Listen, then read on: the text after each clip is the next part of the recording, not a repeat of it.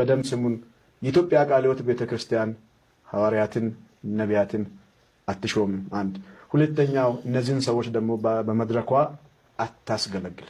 ሐዋርያ ወይንም ነቢይ የሚል ሹመት እስከ ዛሬ ድረስ ሾመን አናውቅም በማለት የኢትዮጵያ ቃለ ሕይወት ቤተክርስቲያን መሪዎች ዛሬ በይፋ አስታውቀዋል።